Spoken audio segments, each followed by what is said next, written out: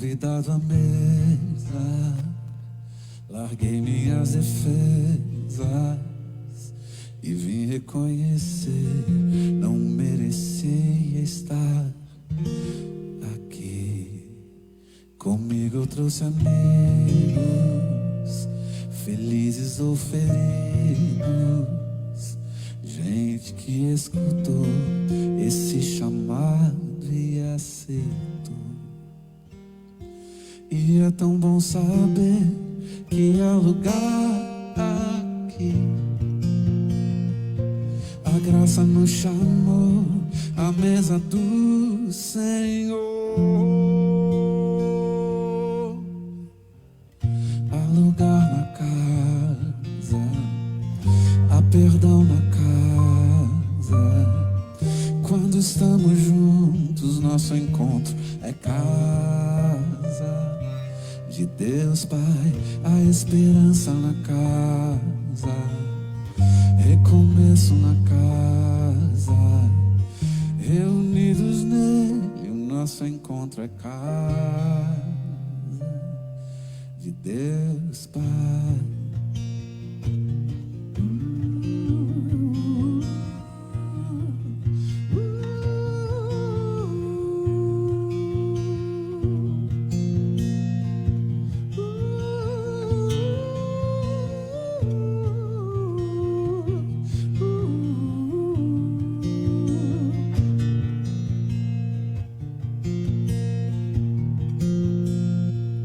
O som da sua palavra curou a nossa alma.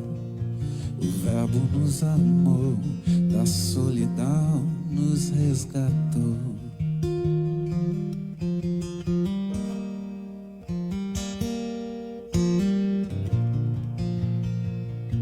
A graça nos chamou à mesa do Senhor. Há lugar na casa, há perdão na casa. Quando estamos juntos, nosso encontro é casa de Deus Pai, a esperança, recomeço. Reunidos nele, o nosso encontro é casa de Deus Pai. Há lugar na casa, há perdão na casa. Quando estamos juntos, nosso encontro é casa de Deus Pai, a esperança na casa, recomeço na casa, reunidos nele, o nosso encontro é casa de Deus Pai, de Deus Pai, de Deus Pai,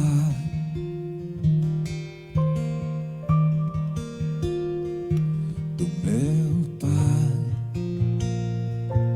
do teu Pai, do nosso Pai.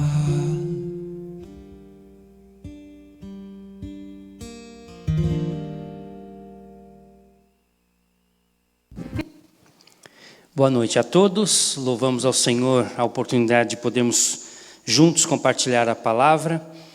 Também damos as boas-vindas a você que está em casa, que Jesus derrame graça e bênção sobre sua vida, sobre seu lar. Eu gostaria de convidá-lo a abrir a palavra em Mateus 23, nós vamos terminar o nosso estudo de Mateus 23, que temos feito, sobre os ais de Jesus aos líderes religiosos de sua época, e terminamos com o lamento sobre Jerusalém. Jeremias 23, 37 a 39.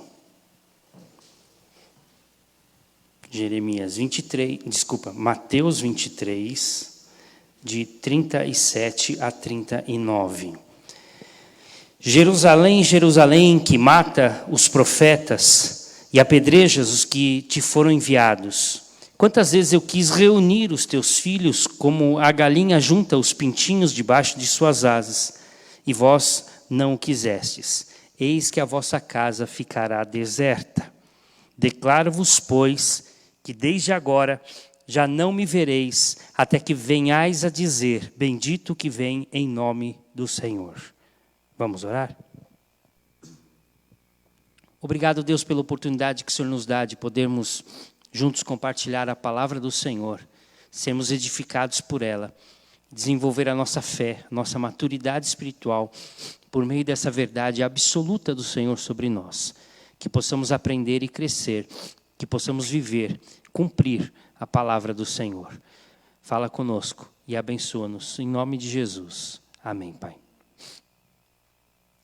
Pudemos analisar ao longo desses estudos os ais de Jesus, os lamentos de Jesus de dor pela hipocrisia dos líderes religiosos, as exclamações enérgicas, duras, penetrantes de Jesus, aqueles que deveriam ser os responsáveis pela espiritualidade do povo, mas na verdade haviam transformado a religião de Israel num conjunto de regras, de normas, e transformado a religião num peso, afastando assim as pessoas de Deus. Por isso Jesus traz esta série de repreensões, a quem ele trata como ais, como lamentos. E vimos cada uma delas, contra a impiedade, contra a avareza, contra o zelo cego em conseguir seguidores, contra o juramento leviano dos fariseus que invalidavam a lei, contra a supervalorização dos pormenores e o desprezo para com os verdadeiros valores da religião. Ai, contra a aparência exterior ostentada pelos fariseus, contra a veneração hipócrita que os fariseus tinham com os profetas antigos, contra aqueles que colocavam a religião acima da justiça e do amor, contra aqueles que valorizavam a honra dos homens acima da glória de Deus, contra aqueles que contaminam os outros ao invés de salvá-los.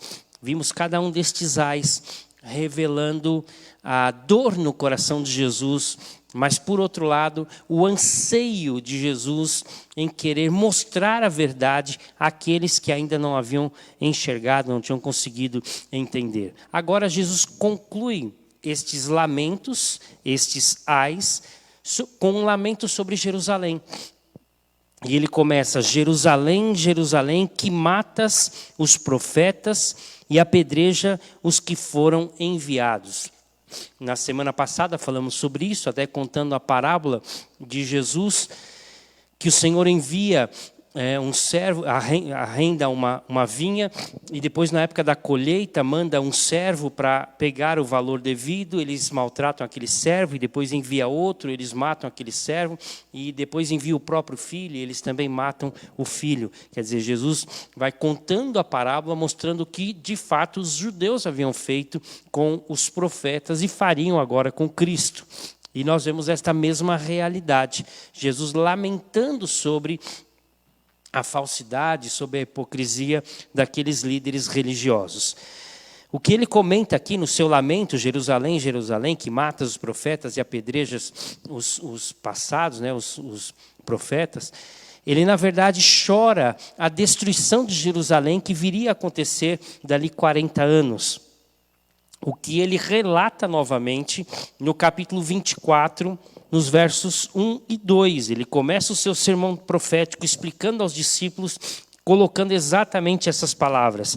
Tendo Jesus saído do templo, ia se retirando quando se aproximaram dele os seus discípulos para lhe mostrar as construções do templo. Ele, porém, lhes disse: não vedes tudo isso? Em verdade vos digo que não ficará aqui pedra sobre pedra que não seja destruída. A palavra de Jesus dizendo o que ele havia lamentado sobre Jerusalém.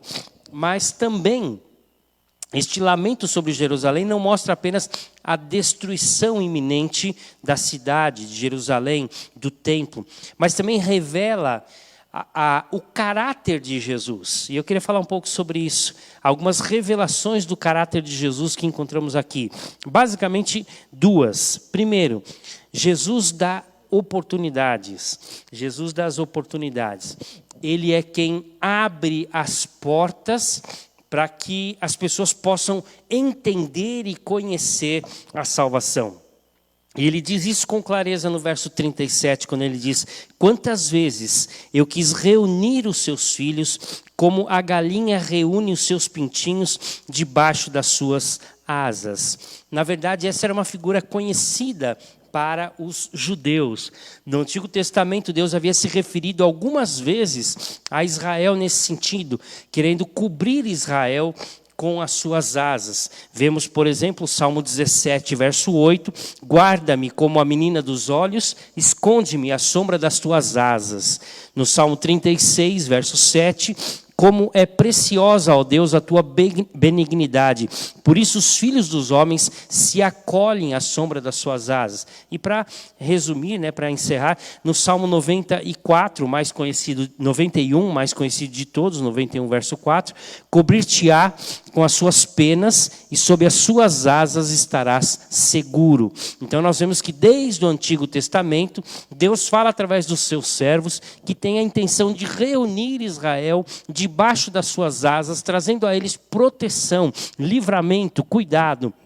E agora Jesus expressa a mesma palavra. Quantas vezes eu quis reunir vocês debaixo das minhas asas e trazer para vocês proteção, livramento, salvação, mas vocês não quiseram. Assim, desde os profetas até Jesus, o apelo é para que haja mudança, para que haja transformação, para que haja arrependimento, mesmo diante da rejeição anterior dos judeus, para com os profetas que Deus havia enviado, como por exemplo Isaías, Jeremias, que pregaram mensagens de arrependimento, exortação. Mesmo diante da rejeição da pregação desses profetas, nós vemos que Deus ainda se torna misericordioso e dá mais uma oportunidade e envia Jesus, e Jesus traz a mesma palavra: eu quis reunir vocês, povo de Israel, como a galinha faz com a sua cria, com os seus pintinhos, debaixo de suas asas, trazendo salvação, trazendo proteção,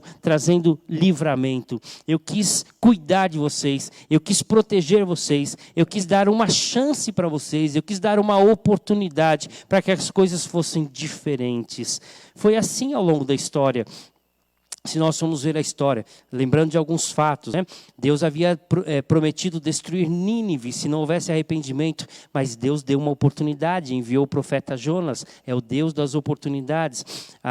Israel e Judá, diante da apostasia, Deus deu oportunidade mandando profetas para que pregassem arrependimento, restauração, renovação.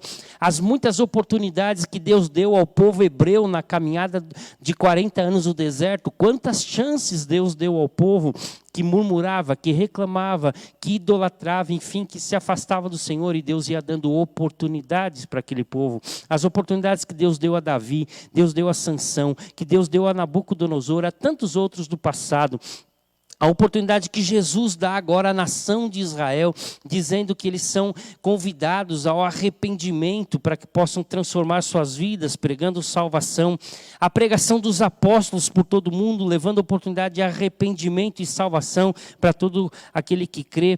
A oportunidade que Deus dá a mim e a você hoje, quando Ele diz hoje: se ouvires a minha voz, não endureçais o coração de vocês. Portanto, este é o Deus da oportunidade, este é o Jesus que nos dá a oportunidade. Jesus proferiu essas palavras de lamentação como uma expressão sincera do seu amor por Jerusalém e deu o seu pesar pelas muitas vezes em que ele pregou a palavra, mas ao mesmo tempo o povo ignorou a sua mensagem de salvação e a sua mensagem de arrependimento. Deus sempre nos dá oportunidade para recomeçar.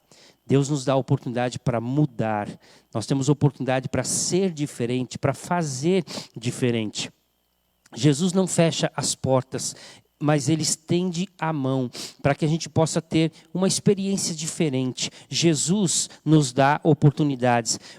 Oportunidade de melhorar a nossa vida, oportunidade de abandonar o nosso vício, de abandonar o nosso mau hábito, de mudar os nossos conceitos errados, de deixar o pecado. Jesus nos dá a oportunidade de reatar relacionamentos, de consertar o nosso casamento. Jesus nos dá a oportunidade de sermos novas criaturas. Jesus nos dá oportunidades. Portanto, a primeira lição que mostra o caráter de Deus, de Jesus, é que Jesus nos dá oportunidades. Deus é um Deus misericordioso. Louvado seja o nome do Senhor por isso. Mas podemos tratar também o segundo caráter de Jesus aqui. Jesus é o Deus do juízo, o Deus da justiça. O verso 38 é muito forte. E ele diz assim: eis que a vossa casa ficará deserta. Ou seja, eu dei chance para vocês, eu dei oportunidade para vocês, mas vocês não quiseram abraçar esta oportunidade. Portanto, a casa de vocês ficará deserta. Nas palavras de João, no capítulo 1, João diz: ele veio para o que era seus, mas os seus não o receberam. Ou seja, Jesus veio, abraçou aqueles judeus, abriu os braços para que pudesse recebê-los, mas eles não receberam a Jesus. A primeira interpretação que nós podemos dar a esse texto, é evidente que esse é um significado mais iminente ou mais claro, com a expressão a sua casa ficará deserta, é que Jerusalém seria invadida e destruída, como eu me referi anteriormente, e Jerusalém ficaria deserta. Ou seja, isso acontece no ano 70, quando o imperador Tito invade Jerusalém, destrói o templo e acaba não apenas com a nação, mas com toda a religiosidade que havia em Jerusalém. Portanto, a primeira ideia de a sua casa ficará deserta se refere a isso. Vocês tiveram oportunidade de se arrepender, vocês não se arrependeram, portanto a mão de Deus pesará sobre vocês e vocês sofrerão a consequência do pecado de vocês. Já havia sido assim com Israel, quando a Assíria invade Israel e destrói. Já havia sido assim quando a Babilônia invade Jerusalém e destrói Jerusalém. E agora novamente, diante da oportunidade dada por Jesus, por Deus, nós vemos que os judeus não se arrependem, e agora os romanos invadem e destroem totalmente Jerusalém e o templo. Mas há um segundo significado desta frase, eis que a vossa casa ficará deserta, que nós não podemos ignorar. E é muito interessante para a gente refletir. Não dá para a gente deixar de lado a ligação entre esta palavra de Mateus 23, verso 38, eis que a vossa casa ficará deserta, com o Salmo 69, verso 25. Quando o salmista Davi, orando a Deus e pedindo para que Deus faça justiça sobre os seus inimigos, que na verdade também eram os inimigos de Deus, o salmista diz: fique deserta a sua morada e não haja quem habite em suas tendas. De novo, a ideia de que o salmista tinha a consciência de que os inimigos dele eram os inimigos de Deus, e ele pedia justiça e juízo para que Deus exterminasse os seus inimigos. Portanto, a primeira ideia de a sua casa ficará deserta é: os seus inimigos serão destruídos, ou os inimigos de Deus serão destruídos. E, na verdade, isso vem acontecer com Jerusalém. Mas Pedro pega esta palavra do Salmo 69 e aplica a Judas Iscariotes. Quando vai na eleição de Matias, o substituto de Judas, e ele aplica esta palavra em Atos 1, verso 20, dizendo com respeito a Judas, o traidor de Jesus, dizendo: a sua casa ficará deserta. Ou seja, não havendo arrependimento do pecado, no caso de Judas, há sim condenação. Ou seja, a sua casa ficará deserta, pode ser muito bem traduzida com a palavra de condenação, de exercício da justiça e do juízo de Deus sobre o não arrependido. Portanto, esta é uma palavra muito dura e pesada àqueles religiosos judeus que deveriam ser portadores da espiritualidade da nação de Israel, mas na verdade pela hipocrisia e pela má interpretação do conhecimento das Escrituras, fazia com que o povo se afastasse cada vez mais de Deus. Toda a ideia que Jesus quer dizer com essa expressão, toda a sua casa ficará deserta, pode ser traduzida na palavra condenatória de Jesus da seguinte forma: toda a religiosidade que vocês têm procurado implantar tem sido totalmente inútil para atingir o coração de Deus. A casa que vocês estão construindo ou procurando construir ficará abandonada, vazia. Deus não habitará na casa de vocês. Quantos têm tentado atingir o coração de Deus por meio de atos exteriores? Quantos têm tentado atingir o coração de Deus pela simples religiosidade no cumprimento de normas, de determinadas leis? Quantos têm procurado viver uma religião hipócrita, falsa, vazia e acham que com isso vão agradar a Deus? Na verdade, suas casas estão vazias, vazias de significado, vazias de espiritualidade, vazias de Deus. É isso que Jesus está dizendo aqui. A casa de vocês está vazia, está desabitada e ficará deserta para sempre. A conclusão de Jesus, no último versículo, verso 39, nós lemos: declaro-vos, uma declaração de Jesus, pois que desde agora já não me vereis, até que venhais a dizer, bendito o que vem em nome do Senhor. Jesus, evidentemente, se retirava por um período curto para novamente entrar em Jerusalém, quando seria aclamado como rei. Você lembra muito bem da história. Ele entra montado num jumentinho e as pessoas colocam ramos na frente da procissão de Jesus, colocam túnicas, as roupas, e enquanto Jesus passava, a multidão aclamava, bendito o que vem em nome do Senhor, bendito o rei, o filho de Davi. Portanto, Jesus diz, daqui 2 dias, e isso acontece conforme Mateus 26, verso 1, Jesus diz, daqui 2 dias é a Páscoa, ou seja, daqui 2 dias eu vou entrar em Jerusalém e as pessoas vão aclamar, bendito que vem em nome do Senhor. Então, a primeira ideia que vem à mente de todos nós, e é evidente, é Jesus se referindo, olha, eu vou me ausentar por 2 dias, e assim que vocês me virem novamente, o povo vai estar me aclamando como rei.